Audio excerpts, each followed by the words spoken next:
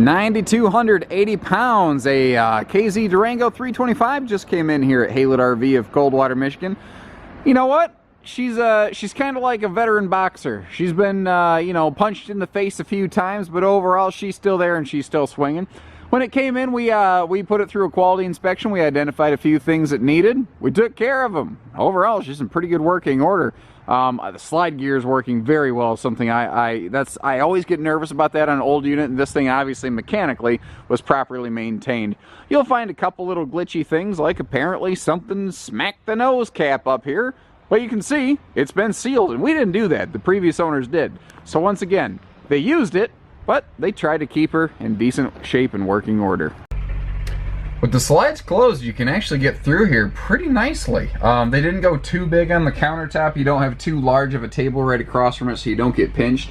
You can even make your way down here between the sofa and the bunkhouse if you do a little bit of that Texas two-step to get sideways.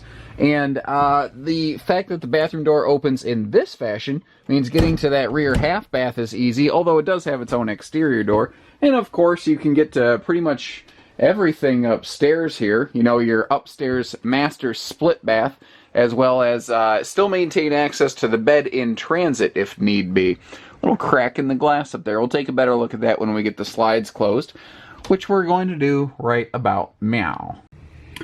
Given the condition and the budget of something like this, I think this would be really well suited to a someone either just looking for a simple but big rig to take their family out, or potentially first timers who have the correct truck to be able to handle something like this. This would be a very nice bunkhouse unit for a family where a lot of people are like, well, I don't want to get something too nice because I don't want my kids to rough it up a little bit. And I don't want to lose my hat when I get done with it because I got some ramrodding little kids like my nephews. I love them to death, but I call them the wrecking crew. They're the sweetest little guys. But dang it, they just get going and they wrestle and stuff gets broken. And I love them to death. But, I get it. I get why people wouldn't want to buy a brand new luxury bunkhouse fifth wheel for something like that.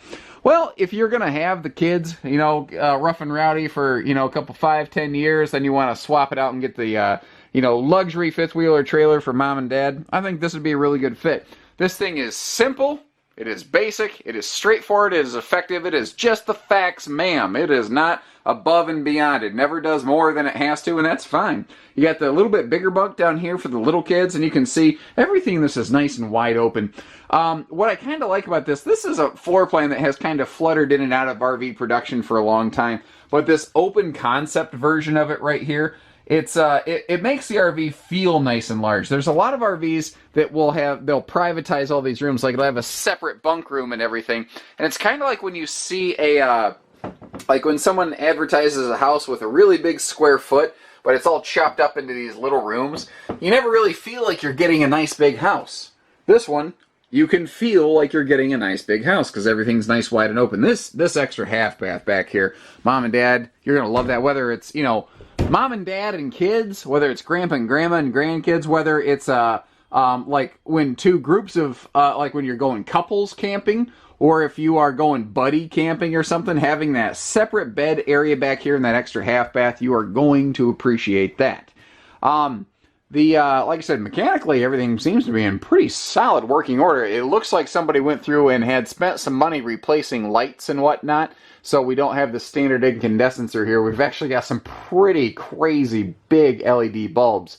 It'd probably light up like a doctor's office in here if I flipped a switch. Your cabinetry, nice raised panel doors throughout, looks pretty good. You've got, they kept pretty good care of the thing overall. Like I said, the stuff that we need to go through, it was largely pretty simple fixes. I like the bigger oven. You don't see a lot of the bigger ovens anymore. Oven or stove cover and sink covers just to kind of maximize your total prep space there. Pretty straightforward, pretty effective. We do have a sliding pocket privacy door here so that your upstairs master bed and bath suite can be privatized. This was built before you had a lot of pure private bed and baths. You had a combination bed bathroom master suite. This is an 80-inch full true queen bed in the slide, by the way, with dual headboards, windows for airflow. We'll check that crack out I mentioned earlier in a second. It could just be like if they didn't secure it in transit and it bangs shut too hard, because that's exactly what happened. Let's talk about it right now. Because if you look at where this is located, that little catch, it's right there. So this went wham, and that's what caused the fracture right there, because you can see the point of impact is down here. That's where the fracture is the greatest. So, does it really hurt anything? No, it's not pretty. But this is an older camper, and we're not selling it at full suggested book value. We're suggesting it at a discounted Haylett price to reflect its current shape and condition.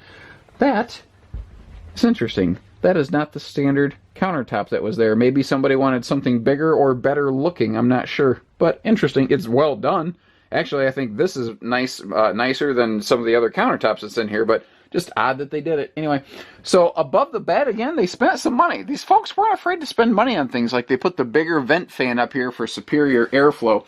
Now, your split bathrooms, they do have some benefits. And with this being a bath and a half, I don't think you really have a privacy issue in this floor plan, because people don't have to come up here to use the bathroom while you're in the shower. That's just not an issue. What it gives you is a nice big wide open space, open space to get dressed. And the other benefit is that it keeps the RV about 22 inches shorter than a private bed bathroom separate room slide system. That almost 2 foot shorter, that means a lot less weight, money, all kinds of good news wrapped up in that little thing here. But dang, this is clean. So like I said, inside and outside overall, it was fairly well maintained. The skin is a little bit oxidized from likely years of exterior storage, but show me an RV of this age that doesn't have some measure of that going on, and I'll show you one that was probably barn kept instead of outside kept. The pass-through storage in this is pretty phenomenal. This does have central vacuum system, by the way. I failed to mention that sooner. But you've got some crazy pass-through storage going on. It goes all the way through side to side. Then you have that little pseudo bulkhead wall right there to kind of section off the front area so cargo shift doesn't cause things to fall and drop. Now, just the place that this got parked temporarily here so I could do my video work, it's right next to this little beat up Coleman camper. Look at the one next to the other, big, hefty, wimpy. Anyway, you get the idea. All the windows, nice and tinted. They're all going to open for ventilation. You do have your, full outside utility shower over here. Can't really, I'm not seeing any cracks in the fiberglass, anything that makes me go, oh my God. Now, the roof has, I guess you'd call it some, weather staining on it, which is, again, pretty normal for this type of roof material for an RV of this age that has experienced exterior storage. And it's going to throw some people off that we have this half bath with a driver's side door back here. It's just, the fact that they could put it there, so they did put it there. And direct entry bathrooms are really a big deal, and even in today's market. Just that quick little come and go jump door. It's also really handy on a rainy day to access the hookups or something for your campsite back here. We've done, one of the things that we did is we saw some questionable seals up top. So we went through, we did some resealing on it. You can see they added, the previous owners, again spending money, adding this big cargo rack to the back here. There's a giant fifth wheel getting ready to leave. But that's removable too. If you don't want that on there, it's just a couple little pull pins you can pull out and she'll be gone. So that's pretty much this one in a nutshell. Oh, by the way, Max Air vent fans up top there. So give us a call, 800-256-5196, Haylett RV of Coldwater, Michigan. Take care, stay safe, have fun, and happy camping, everyone.